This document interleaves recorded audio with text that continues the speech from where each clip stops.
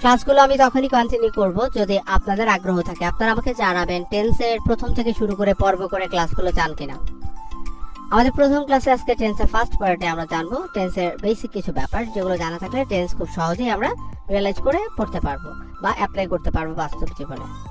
Tense মানে কাজের সময়, তাই টেন্স বুঝতে হলে প্রথমে আমাদেরকে সময় চিনতে হবে। মনে রাখতে হবে টেন্সের মধ্যে যে 3 রকমের সময় আছে, সেই 3টা সময় প্রেজেন্ট, পাস্ট অ্যান্ড ফিউচার। এই সময়গুলো নির্বাচন করার ক্ষমতা একমাত্র হেল্পিং ভার্বের আছে। প্রেজেন্ট সময় নির্বাচন করার জন্য বাক্যের ভিতরে অ্যামিজার আসে, হ্যাভ হ্যাজ আসে, ডু ডাস আসে। মনে রাখতে হবে যখন এই সকল ভার্বগুলো প্রেজেন্ট টেন্সে আসে তখন কিন্তু তার পরবর্তী ভার্বের মধ্যেও একটা পরিবর্তন চলে আসে। ফার্স্ট টাইম নির্বাচন করার জন্য ওয়াজ, ওয়ার আসে, হ্যাড আসে, তারপর ডিড আসে, এবং তারপরে যে ভার্বটা আসে ন্যাচারালি সেগুলোকে আমরা পাস্ট ফর্মে দেখে থাকি।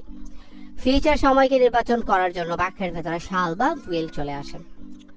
এখন এই যে সময়গুলো আছে এগুলোই কিন্তু আসলে সময়কে নির্বাচন করার ক্ষমতা রাখে। যখন আমরা বাক্যের ভেতরে টু বি ভার্বকে ব্যবহার করব তখন সময়গুলো কেমন হবে তা জানার আগে আসলে টু বি ভার্ব চিনতে হবে কারা। টু বি ভার্বগুলো হচ্ছে am is are, was, were, been, being. Have ভার্বগুলো হচ্ছে have, has, had, having. Do ভার্বগুলো হচ্ছে ডু, ডাজ, ডিড, ডুইং এগুলো। এখন একটা বাক্য থেকে আমি এই ব্যাপারটা সহজে আপনাকে বুঝাই দিই। New Zealand is a small country of 4 million inhabitants. New Zealand 4 million লোকের একটা দেশ। এখানে দেখেন ইজ হচ্ছে কি একটা ভার্ব। ইজ কোন জায়গায় আছে? প্রেজেন্ট ফর্মে আছে। আমরা ওই যে উপরে দেখছিলাম না ইজটা প্রেজেন্টে হয়, তাহলে বন্ধুরা এটা হচ্ছে কি একটা সিম্পল প্রেজেন্ট টেন্স, অর্থাৎ এটা একটা প্রেজেন্ট টেন্সের সময়কে নির্দেশ করেছে। দেখেন আমি এই বাক্যের ভিতরে সবাইকে রাখবো। আমি যদি শুধুমাত্র ইজের জায়গায় ওয়াজকে ব্যবহার করি তাহলে বাক্যটা হয়ে গেল অতীত সময়। তাহলে দেখেন আমার অতীত সময় নির্বাচনের জন্য মূলত প্রয়োজন হয় হেল্পিং ভার্ব, বিভিন্ন ধরনের সাহায্যকারী ভার্ব। এখন এই বাক্যগুলোকে যদি আমরা কন্টিনিউয়াসলি লিখি তাহলে কেমন হবে, যদি পারফেক্টলি লিখি তাহলে কেমন হবে, এগুলো জানতে হলে স্টেপ বাই স্টেপ আপনাকে ক্লাসগুলো করতে হবে। এই জন্য আমি আপনাকে বললাম আপনার আগ্রহ আছে কিনা। আমি ভিডিও দিচ্ছি আপনি দেখছেন না, সেক্ষেত্রে আমি কিন্তু আপনার জন্য আর পরিশ্রম করবো না, কারণ যাকে দেওয়ার ইচ্ছা আমার থাকে যে নিতে জানে না তার জন্য কোনো অবস্থাতেই কোনো কিছু কোনোভাবেই দেওয়া যেতে পারে না বা দেওয়া উচিত নয়। ওকে, আপনাদের কমেন্ট থাকলে আসবো, তা না হলে এই ভিডিও ডিলিট করে দেবো কিছু সময় পরে। He is going to the college.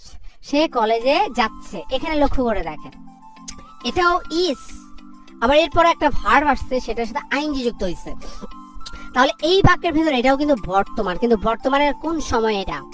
এটা মূলত বর্তমানের চলমান একটা সময় নির্দেশ করছে।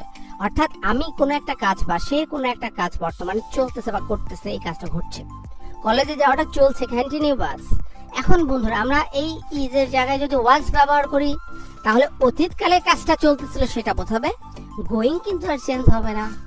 তাহলে এখানে এই ইজ ভার্বটা মূলত হেল্প করার জন্য আসছে, কন্টিনিউয়াস টেন্স বোঝানোর জন্য আসছে। এই ব্যাপারটা যারা বুঝতে পারে, এগুলো বুঝে যারা টেন্স শিখতে পারে তাদের কাছে টেন্স খুব সহজ। তো আজকে এতটুকুই থাকলো, আপনাদের কমেন্টের প্রত্যাশায় রইলাম। যদি আপনাদের কমেন্ট আসে, অনেক আগ্রহ থাকে, তাহলে আমরা টেন্সে পড়াগুলো কন্টিনিউ করবো। Thank you so much. Tense তৈরি করে তো ওই সকল ব্যবহারগুলো আপনি বুঝতে পারবেন। এই জন্য বন্ধুরা সিম্পল প্রেজেন্ট টেন্স এগুলো শিখতে হবে। যেমন সেকেন্ড একটা বাক্য দেখেন, determinations of the long term effects of aerosols on the upper atmosphere is currently one of the most challenging problem in climate research. এখানে দেখেন ডিটারমিনেশন হচ্ছে বাক্যের সাবজেক্ট ওয়ার্ড, এটার জন্য ভার্ব হচ্ছে কি ইজ। ডিটারমিনেশন ইজ একটা প্রবলেম, ডিটারমিনেশন একটা সমস্যা। তাহলে ডিটারমিনেশন সম্পর্কে এক্সপ্লেইন করেছে কে? এই টু বি ভার্ব ইজ। বাক্যের যে বাকি অংশগুলো আছে এগুলো মূলত ওই ডিটারমিনেশন সম্পর্কে তথ্য দিয়েছে এবং প্রবলেম সম্পর্কে তথ্য দিয়েছে, যেটা আমি আমার কোর্সে ডিটেইলসে স্টুডেন্টদেরকে বোঝাই, রিডিং পার্টগুলোতে, রাইটিং পার্টগুলোতে। তো আজকের ভিডিওটা যেহেতু বড় হয়ে যাচ্ছে আজকের এক্সপ্লেন করছি না। আপনাদের ভালো লাগলে রিডিংয়ের আরও বেশ কিছু ক্লাস দেবো, অথবা আমাদের চ্যানেলে ভিজিট করবেন ক্রিয়েটিভ ইংলিশ উইথ সাইদুর, যেখানে আপনি এরকম অসংখ্য ভিডিও কিন্তু পেয়ে যাবেন। ওকে, তো আর যাদের একটু বেশি সমস্যা, যারা আসলে অনলাইনে নিজে নিজে চর্চা করে শিখতে পারেন না, অথবা খুব দ্রুত